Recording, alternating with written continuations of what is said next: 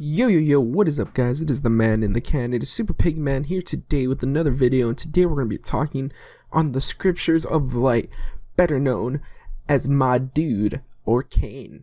So, if you've played Kenshi, this is also a Kenshi lore video type of thing. If you guys want to see more about the books written in the game, make sure to leave a like for that. But anyways, let's get into the nitty and gritty of this scriptures of light. So, if you played Kenshi, you know that the Holy Nation follows the religion strictly, so strictly, like the religion, they'll pretty much kill you on sight or send you to Rebirth, which is a place where they send people that are followers of Narco. But let's get into the whole entire start of this religion. So now it's around the, the middle towards the end of the Second Empire type of thing, and there are these group of people known as, well, I call them like the first followers of Orkan, but apparently they had seen this god, and they loved this god, and they loved him so much they decided to make a whole entire religion out of him. So, anyways, onto the whole entire thing. They made this religion out of him, they got followers, the whole entire dealo, and Orkan is kind of a weird thing. Because in the books, it says that they found Orkan by this light type of thing. I remember reading it somewhere. I'm not sure where I read, in which scripture I read it, or in which Holy Nation book I read it.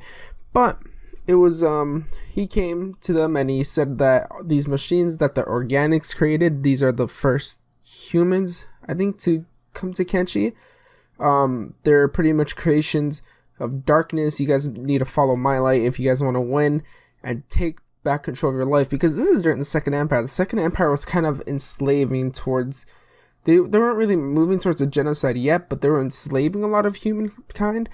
And so these people saw Orkan and they're like, Orkan, our god, we need to fight for him. We need to hold this strong prejudice against everybody. And so in order to, do that, they had to somehow convince people. And so, they got the convincements up, but Orkan is a very, very rare and special specimen, because apparently when all this was going on, Orkan studies, out of nowhere you start hearing about this person called Narco. So Orkan was pretty much the god of light, and with the god of light there has to be a god of darkness. So Narco is a really interesting case, because it says that while Orkan was almighty and good, he had troubles. He had some, dark side to him, and he always struggled with his dark side, and then one day he just split into two, and Orkan became a person, and then Narco became the other person. And I think Narco is actually Orkan backwards. I'm not sure though. Their names have the same letters though, and you could tell, that they're both really similar beings. But Narco is pretty much the darkness. And what the Orkanites, that's what I'm going to call them, the followers of Orkan, the Orkanites, what they're scared of is this person called Narco. And Narco is pretty much, what they associate with it is pretty much like the skeletons, pretty much skeletons, hive, and the Sheks. They really hate the Sheks. And I'll tell you why they hate the Sheks in a little, but they really hate the skeletons because the Second Empire. And you guys will not believe, but a lot of the things that Orkan's beliefs are really true. They first started out as a noble intent, and the Phoenix is supposed to be think of it as the Pope pretty much. He has a direct line. He is chosen by divinity, instead of being elected by, a bunch of archbishops or something like that, I believe. That's how we do it in the real world. He doesn't get elected. He is born a Phoenix, and the first Phoenix pretty much came from the creation of the religion. Someone called themselves the Phoenix. I think it's the first person that's seen Orkan actually, and he called himself the Phoenix, and he says, look guys, I can talk to our God, and he's telling me this. And at first everything was noble, but then they got corrupt, like everything in the world.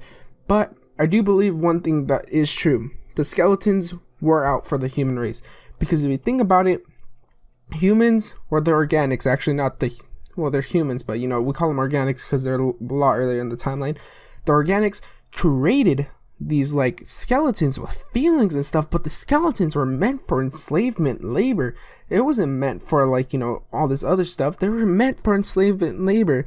And so you give okay, imagine you build a robot with an AI and you give it feeling and reasoning and you enslave it. What do you think is gonna happen? They're gonna rebel.